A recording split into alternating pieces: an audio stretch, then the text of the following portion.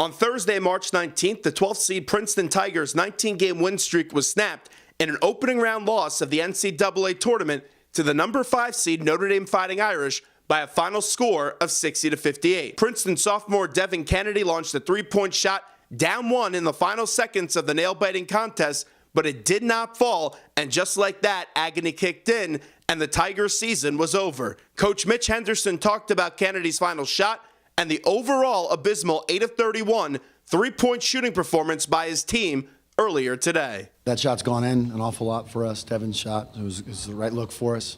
I think we tried to get to the rim, but I thought Notre Dame is they're smart, they're tough.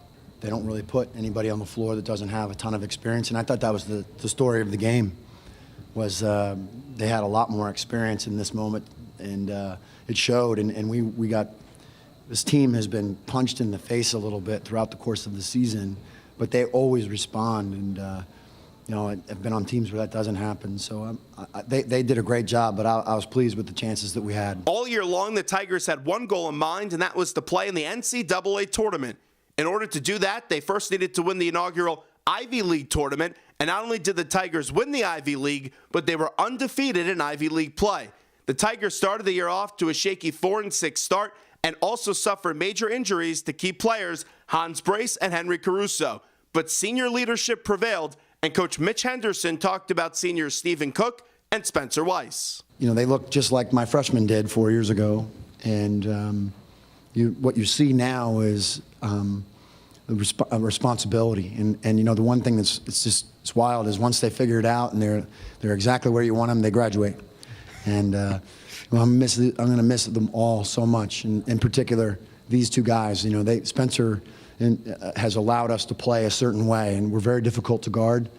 You know, and then Steve.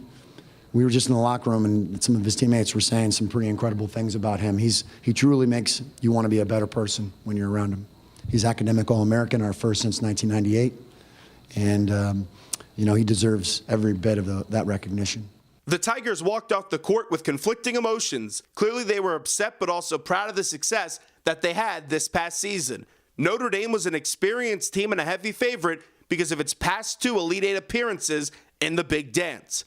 Although this one stings for now, it's an experience that can only help Princeton moving forward as they look to defend its Ivy League crown next year. With the Tigers in Buffalo, I'm Zach Gelb, Fox Sports 920 The Jersey.